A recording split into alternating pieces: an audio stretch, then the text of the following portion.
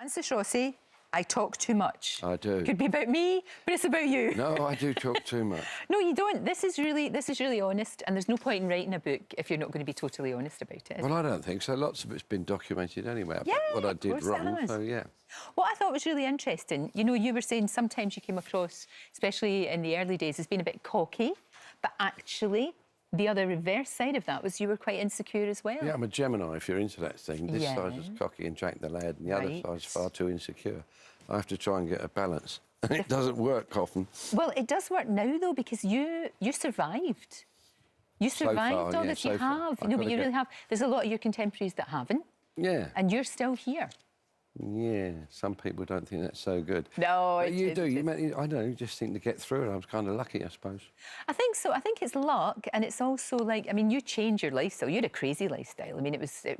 People think now that it's a bit mad, you know, sex and drugs and rock and roll and all of that. But back in your day, it really was, and nobody was on Twitter finding you out. You could get away with such a lot more. No, but I think some of it was exaggerated. Somebody said to me the other day that in one of the papers that he thought did I sleep with 25,000 women? Good grief. That would have worked out 500 a year, and as I said to you earlier, there's a backlog. I've got to catch up and finish, I see. Even you, even you wouldn't have the energy to do that, frankly. Or the inclination, I don't No. Because that's the other thing. You met somebody that loves you, and you love her. That was back in the early 90s.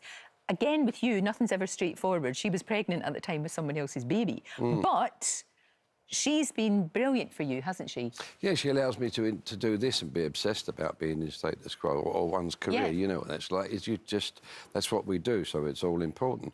And I grew up in retail, so I learnt that the business comes first. Right. And luckily, she's indulged me enough to allow me to do that. But that's really important to have somebody always on your side. Yeah, but she's a strange woman.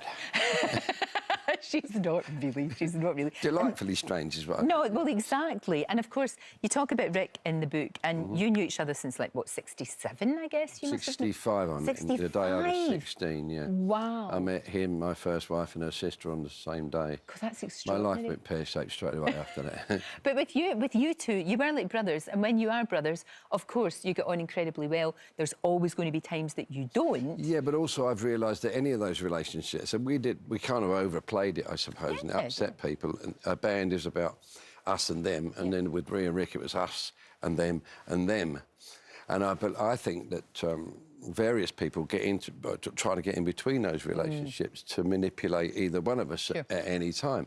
And I think that's where it went wrong with us. And when I went through the drink and the drugs with him, when I cleaned up somewhat and he didn't, particularly with alcohol, that's where we would clash, I would think. Yeah, that must have been quite difficult. But we still shared the same bus as opposed to... Oh, yeah, of course you did. Of course, but you've been through so much. I mean, goodness me, you really have. You must miss him. You must really miss him. There must be times you think, I must tell him about that, and then he's not there. No, I get times, and I dreamt about him a lot for the first year or so, and I think some of the others did, and you would suddenly be somewhere, and Rick would be there, and I thought you were dead. God. And he would go, yeah, I know. And we would just carry on. So, well, that's Rick. You'd expect Rick to do something like that. Right. But plus the day he did, actually, though, he left this room on a stretcher and they said he was gone, and yet the following morning he was on a life support system, and by the afternoon he was set up having a cup of tea. How does Rick do that? And he could do things like that. So I dream that he's still there, or he comes back, and we just go, all right, and we just carry on as though nothing's happened. Because you've got that shorthand over such a long period of time as well. And we used to joke about this a lot, which one of us would die first and how the other would deal with it. So we are, you know, sometimes people, it's a bit morbid, or I didn't cry and stuff like that. And oh, but you felt it. I felt it a while after. I was on the bus coming back from somewhere the year before, whenever it was, and I listened to a song of his that I particularly liked, and I had a little well up there, but we would never really boo terribly about each other. We knew each other too well to...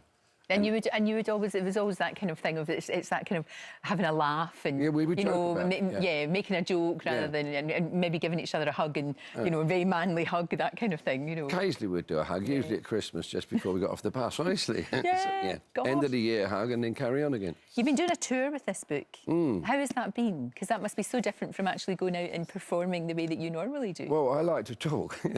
You do. I talk too much is what it's called. Yeah, and luckily it seems to be really working well. And So I quite look forward to it. There's still that moment before you walk on that you think, I shouldn't have done this. Yeah. And then I get on and it happens. And some of it is formatted. Certain things have to be the same. But generally, most of it is I just drift at tangents and they keep to pull me back and we run out of time. So it sounds great. It's a really, really good idea. There's also, you're also touring with this album as well, Rossi and Ricard. We talk too yeah, much. and that's the #1 country album. I know. I'm so Who would pleased. ever have thought that that would have been it? It I shows know. you never know what directions life No, takes. I'm really happy with it. No, it's Really great brilliant. girl, great singer, makes me sound good-ish. Well, that's all right then, isn't it? You can't argue with that.